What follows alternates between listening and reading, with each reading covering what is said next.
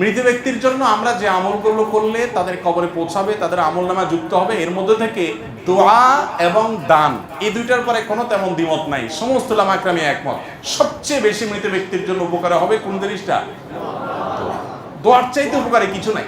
এক হাদিসে আসছে নবীজি সাল্লাল্লাহু আলাইহি সাল্লাম বলেছেন, একজন মানুষ মৃত্যুর পর তাকে আল্লাহ রাব্বুল আলামিন জান্নাত দিয়েছেন, জান্নাতি হিসাবে তার মর্যাদা আল্লাহ তাআলা বাড়িয়ে দিয়েছেন, আফার ক্লাসে দিয়ে দিচ্ছেন, প্রমোশন দিয়ে দিচ্ছেন।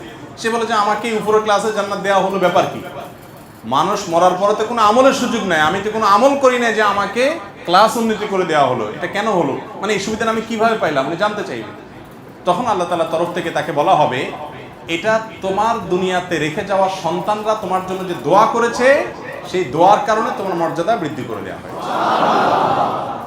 তো এই জন্য দোয়া হলো মৃত ব্যক্তিদের জন্য সবচেয়ে বড় করণীয়, মেইন করণীয় দোয়া।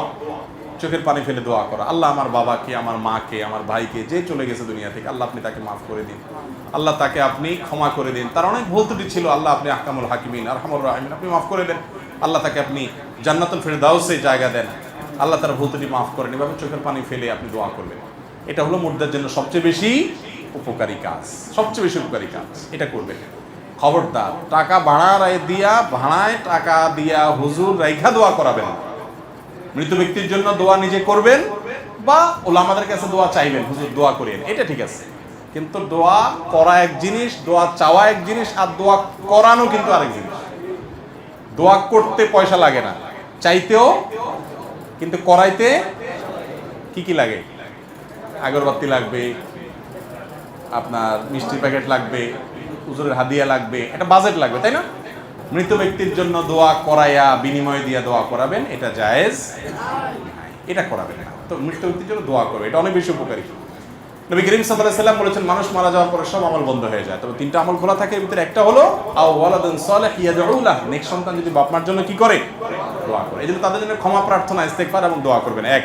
দ্বিতীয় হলো দান সাদাকা, এটা যত করতে পারে তার পক্ষ থেকে, আল্লাহ আমার বাবার তরফ থেকে দানটা করলাম, এই এতিমটা লালন পালন করে আল্লাহ সওয়াবটা আমার বাবারে দিয়ে, হ্যাঁ, এই মসজিদে আমি এই টাকাটা দিলাম, আল্লাহ সওয়াবটা আমার মায়ের কবরে, ওনার আমল নামায় আপনি যোগ করে দিয়েন। এভাবে তাদের তরফ থেকে দান করতে পারেন। প্রচুর পরিমাণ হাদিসে এর সম্পর্কে বলা আছে। এছাড়া হজমরাও আপনি মুর্দাদের তরফ থেকে করতে পারেন। বহু হাদিসে আসছে এরকম। নবী করিম সাল্লাল্লাহু আলাইহি ওয়াসাল্লাম সাহাবীরা জিজ্ঞেস করছে, ইয়া রাসূলুল্লাহ, আমার মা মারা গেছেন, হজ করতে পারেন না, আমি হজ করতে পারি কিনা? তখন বলেছেন, হ্যাঁ, তুমি তার তরফ থেকে হজ করো।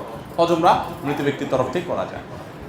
নামাজ এবং রোজা মৃত ব্যক্তির তরফ থেকে করা যায় কিনা, এটা নিয়েও ফুকাহাদের মধ্যে ইখতিলাফ আছে। ইমাম আযম আবু হানিফা রাহিমাহুল্লাহ, ইমাম আহমদ ইবনে হাম্বল রাহিমাহুল্লাহর মত অনুযায়ী নফল নামাজ এবং রোজা এটা মৃত ব্যক্তির তরফ থেকে করা যায়, অর্থাৎ করলাম, এটা সওয়াব আল্লাহ আপনি তাদেরকে দিয়েন। তবে এক্ষেত্রে ইমাম মালিক রহমতুল্লাহ আলাইহি এবং শাফিঈ রহমতুল্লাহ আলাইহির একটা মত অনুযায়ী ওনার মতে এটা করা যায় না। তো নামাজ এবং আপনার রোজা, মুসলিম হাদিসে আসছে যে রোজার ব্যাপারে একজন জিজ্ঞাসা করছে, ইয়া রাসূলুল্লাহ, আমার মা ফরজ রোজা রাখতে পারেন নাই, আমি কি তার পক্ষ থেকে রাখতে পারি? নবী সাল্লাল্লাহু আলাইহি ওয়াসাল্লাম বলছেন, হ্যাঁ, তুমি রেখে দাও অন্য সময়ের মধ্যে আর কি। তাহলে বোঝা গেল যে মৃত ব্যক্তির তরফ থেকে রোজা রাখা যায়, কিন্তু মূল কাজ হবে তার পক্ষ থেকে ইস্তেগফার করা, আর দ্বিতীয় কাজ হবে দান সাদাকা করা।